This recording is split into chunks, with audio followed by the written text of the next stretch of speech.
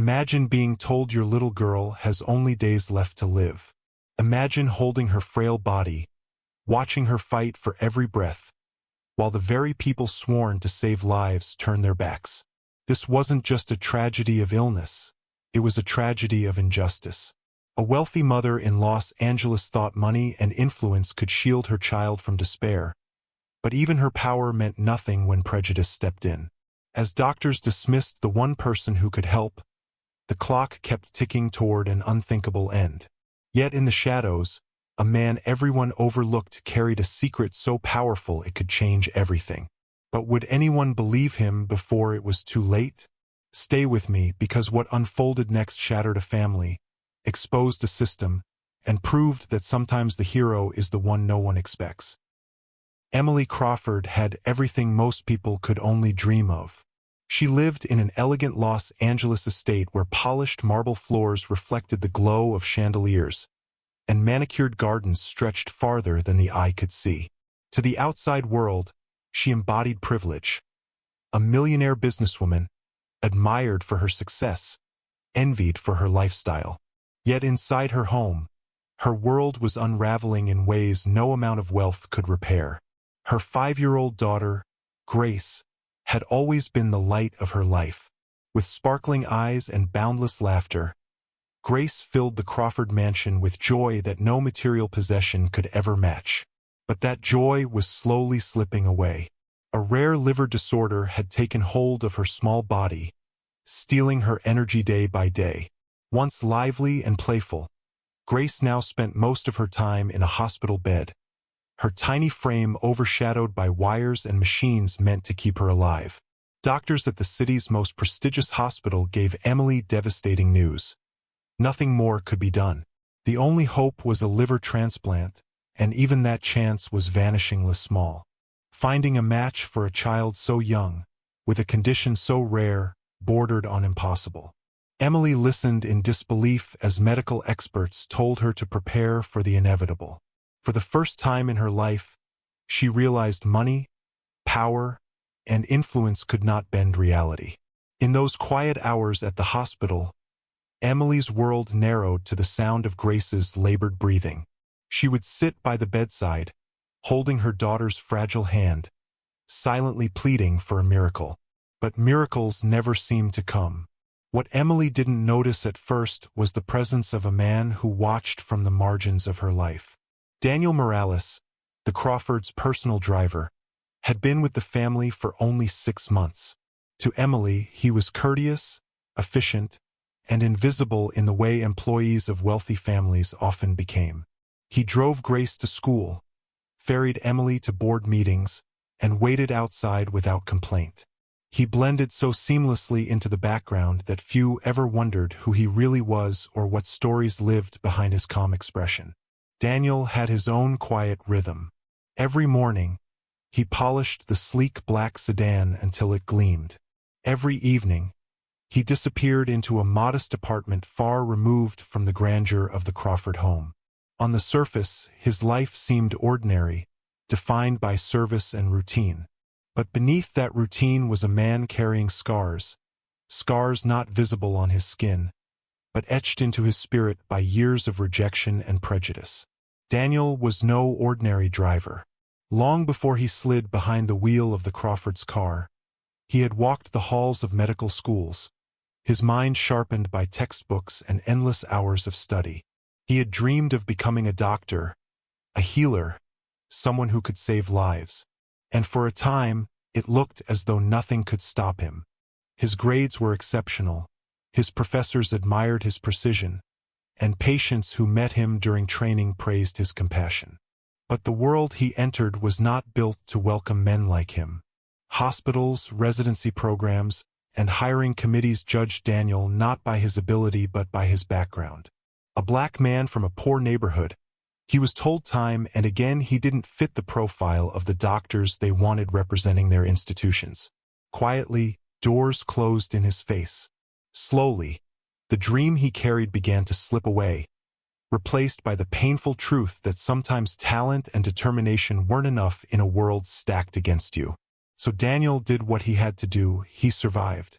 He took jobs that kept him afloat, manual labor, security shifts, and eventually driving.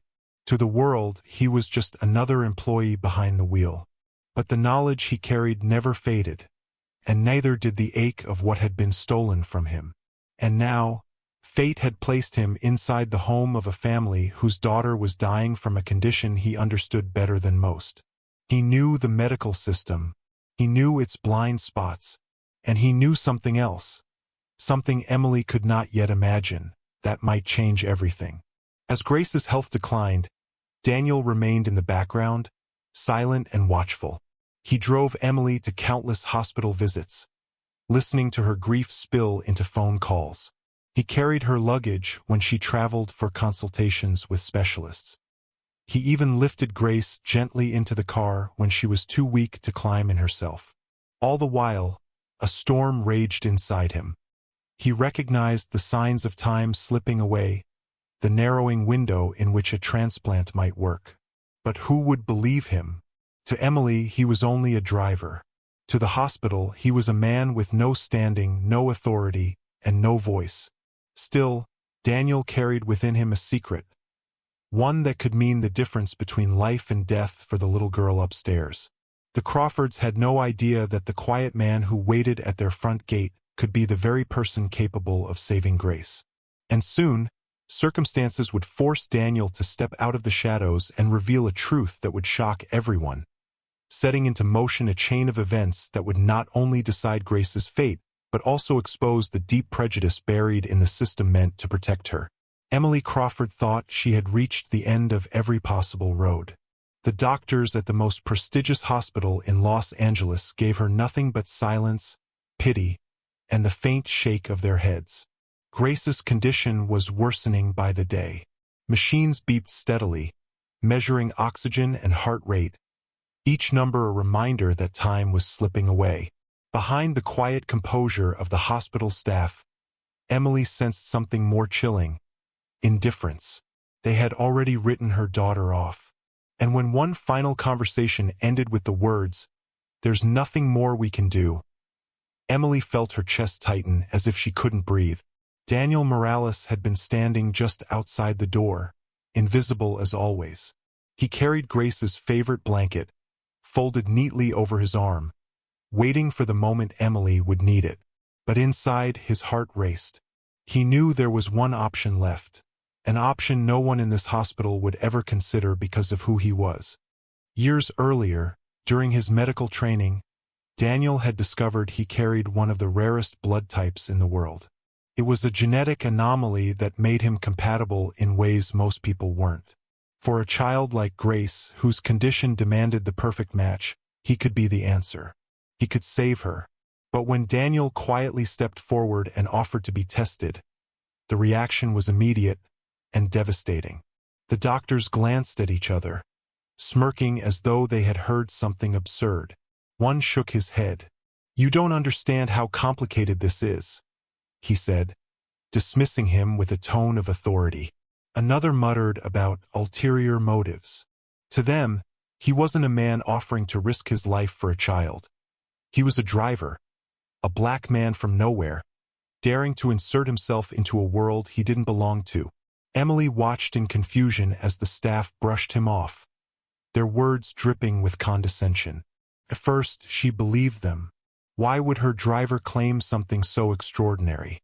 But when Daniel's face hardened with frustration, she caught a glimpse of something deeper: knowledge, conviction, and anger honed by years of rejection.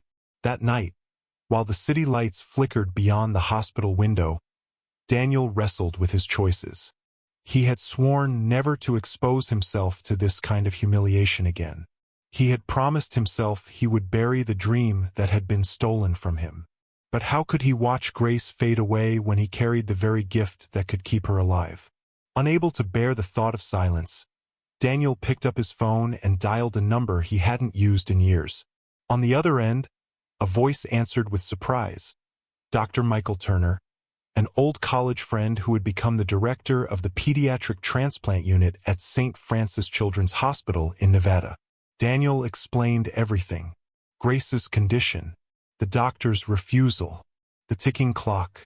Dr. Turner's reply was careful but urgent. Yes, Daniel could be a donor. Yes, Grace might survive. But moving her without permission would spark a firestorm of legal and medical consequences. Daniel listened, his hand trembling, but his mind was already made up.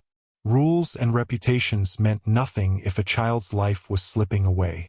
The next morning, Daniel asked Emily for a private conversation.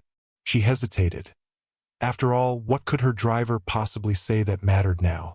But when he began to speak, she heard truths that made her blood run cold. He wasn't just a driver. He had been a doctor, trained and ready, before prejudice had slammed the door shut. He revealed the blood type that made him the perfect match. He revealed the plan that could give her daughter a second chance. Emily's first instinct was disbelief. Could this really be true? Yet, as she looked into his eyes, she saw no trace of deceit. She saw a man carrying the weight of a past stolen from him, and a man unwilling to let a child suffer the same injustice. Desperation broke through her hesitation. For the first time, she trusted Daniel fully. At dawn, the escape began. Daniel transformed the back seat of the black sedan into a makeshift intensive care unit.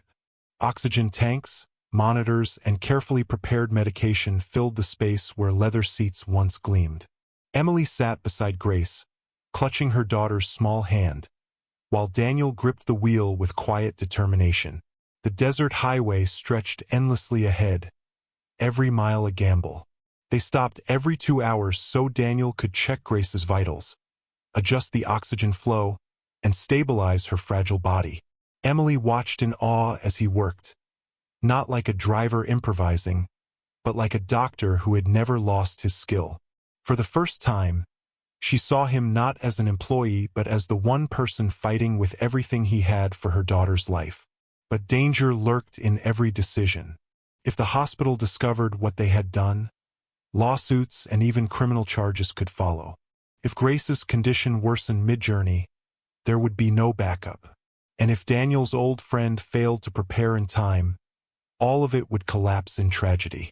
Each passing hour tightened the suspense. Grace's breathing grew shallow as they neared the Nevada border, forcing Daniel to improvise new methods to keep her stable.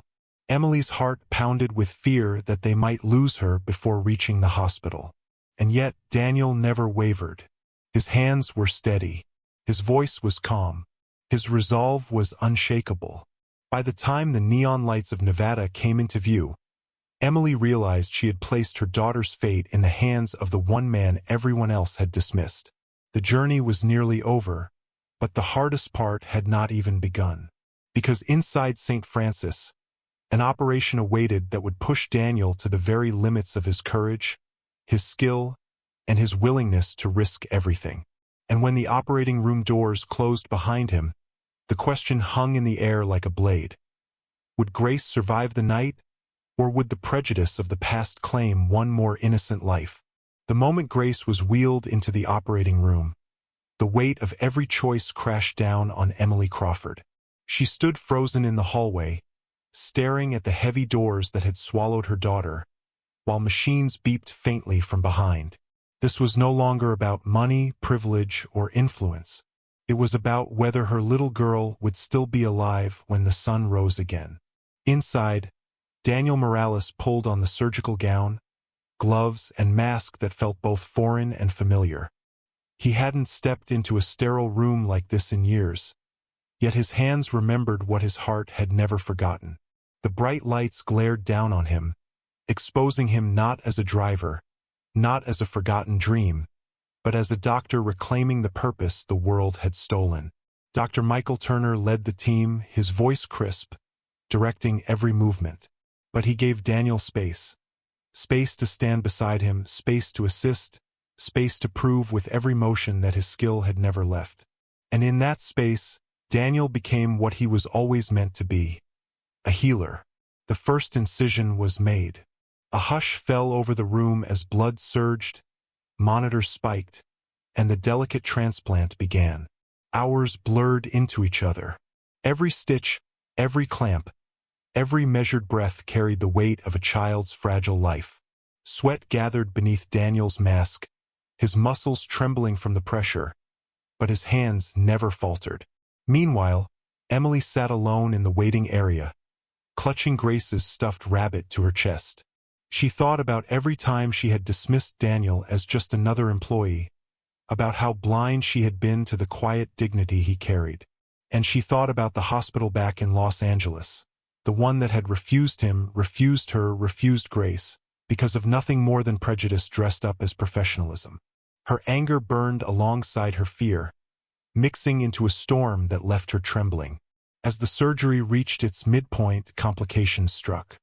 Grace's small body began to reject the graft, her tiny heart faltering under the strain. The monitors screamed warnings, filling the room with piercing alarms. For a moment, panic rippled through the team. Dr. Turner barked orders, nurses scrambled, and the anesthesiologist adjusted settings in rapid succession. But it was Daniel who stepped forward, his mind flashing back to textbooks, late-night case studies, and the long-forgotten nights of residency training. He remembered a rare adjustment technique, a procedure so uncommon that most had never attempted it. He explained it quickly, his voice cutting through the chaos, his eyes locked on Dr. Turner's. There was a pause, heavy and uncertain. Would they trust him? Would they allow a man the system had deemed unworthy to take the lead at the most critical moment? The hesitation was brief but searing. Then, with a nod, Dr. Turner yielded. Daniel's hands moved swiftly, steady as stone, adjusting the graft with precision that came not from privilege but from relentless perseverance. The alarms slowly quieted. The monitors leveled. Grace's heartbeat strengthened. Against every odd, her small body began to accept the transplant. Emily had no idea of the war unfolding inside those walls. She only knew that every second stretched like a lifetime, her eyes fixed on the door, her heart praying for a miracle. 7 hours passed before the final sutures were placed. 7 hours of tension, skill, and faith colliding in a room where one mistake could end everything. When the last stitch was tied and the final monitor beeped in a steady rhythm, the silence was deafening. Daniel stepped back, his chest heaving, his gloves stained, his eyes wet with tears he didn't try to hide. Grace had survived the procedure. For the first time in weeks, hope returned. But this victory carried a shadow. Back in Los Angeles, word was spreading. Whispers among hospital staff, calls exchanged between administrators, and questions asked about the Crawford family's disappearance. And when the truth surfaced, that the family's driver was in fact a doctor who had offered to donate and been turned away, panic ignited. Legal teams were mobilized, reputations were threatened, and the system scrambled to protect itself. For Daniel, this was both triumph and danger. He had proven himself in the one place it mattered most, but now the world would know what the system had done to him, and what he had done to defy it. Emily didn't see the legal storm yet. She saw only her daughter, pale but alive, recovering in the ICU with Daniel standing quietly at her side. In that moment, she knew Grace had been saved not by wealth or influence, but by the courage of a man society had dismissed. Yet the question loomed larger than ever. Would the world celebrate Daniel's heroism, or would it try to punish him for breaking the rules to expose its prejudice? The answer would come soon, but for now, the climax of this story was clear. A child's life had been saved against all odds. A man had reclaimed his stolen identity, and a system built on discrimination had just been forced into the light. The doors to the future were opening, but what waited on the other side was uncertain. The days following the surgery felt like stepping into a new world. Grace lay in the intensive care unit, her small body fragile but alive, her breathing steadier with each passing hour. For the first time in weeks, Emily Crawford allowed herself to hope. She leaned over the bed, brushing Grace's hair back from her forehead, whispering prayers of gratitude into the quiet. The machines that once symbolized despair now hummed like a promise. Her daughter had been given another chance. And at the center of that miracle stood Daniel Morales. He had risked everything. his freedom, his reputation, even his own health, to save a child who had no one else to fight for her. He had stepped into the role of healer once more, reclaiming the purpose the world had tried to erase from him. For Emily, there was no longer any line between employee and family. She saw him now for what he truly was, the man who had given her daughter back her life. Back in Los Angeles, however, the story was far from over. The hospital that had rejected Daniel's offer of donation scrambled to explain itself. Administrators insisted on protocols. Legal teams issued statements about medical standards, but none of it could disguise the truth. Prejudice had nearly cost a little girl her life. When the media caught wind of the details, headlines spread across the country. Black doctor disguised as driver saves millionaire's daughter. Hospital rejected life-saving donor over background. The story ignited a firestorm. News anchors debated systemic racism in healthcare. Parents shared stories of being dismissed or ignored, and lawmakers demanded investigations. The Crawfords, once private figures, became unwilling symbols in a national conversation about how deeply bias is woven into the systems meant to protect us. For Daniel, the sudden spotlight was overwhelming. He had spent years blending into the background, surviving quietly, never drawing attention. Now he was at the center of a movement he had never asked to lead.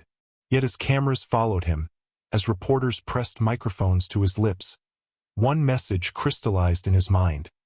Silence was no longer an option. If speaking out could prevent another child from suffering what Grace had endured, then his voice had to be heard. 6 months later, Grace was running through the garden at home, her laughter echoing against the walls of the Crawford estate. The sight of her spinning in the sunlight, healthy and free, was enough to make Emily's eyes fill with tears. She no longer looked at Daniel as her driver. She looked at him as family. In a quiet ceremony with close friends, she formally adopted him into their lives, giving him the title he had already earned in Grace's heart, Dad. Daniel himself had stepped into a new chapter. With Dr. Turner's support, he was appointed director of the pediatric transplant program at St. Francis Children's Hospital. At last, he was recognized for the brilliance that had once been denied him. But his success was more than personal, it was symbolic. Every child he treated, every family he comforted, was a reminder that competence, compassion, and courage know no color, no class, no boundary. Yet the scars of the past remained. Daniel often reflected on the 15 years he had lost, the opportunities stolen, the lives he might have saved if not for discrimination. But he also recognized something greater. Those years had not broken him. They had shaped him into the man who could fight for Grace when no one else would. In saving her, he had saved himself. And as his story spread, it carried a larger truth. Racism is not an abstract idea. It is not a debate reserved for television panels or political speeches. It is a force that decides who lives and who dies, who gets a chance and who is denied. It hides in policies, in assumptions, in the quiet dismissals that strip people of their dignity. And unless it is confronted, it will continue to rob lives in ways both visible and invisible. So what can we take from this? A reminder that heroes are often the people society overlooks. A challenge to see beyond appearances, to question the systems we trust blindly, to ask ourselves how many Daniels walk among us. Talented, capable, yet silenced by prejudice. And above all, a call to action, to refuse to accept a world where bias decides outcomes. Grace's laughter may have returned, but her story carries a question we cannot ignore. How many lives are still waiting for a chance they might never get because of discrimination? The answer, my friends, depends on us. What do you think about Daniel's journey? A man dismissed because of prejudice ended up being the very person who saved Grace's life. Do you believe stories like this reveal how deeply racism still shapes our world? I'd love to hear your thoughts. Share them in the comments below. And if this story moved you, don't forget to hit the like button, subscribe to the channel, and turn on notifications so you never miss more powerful stories like this one.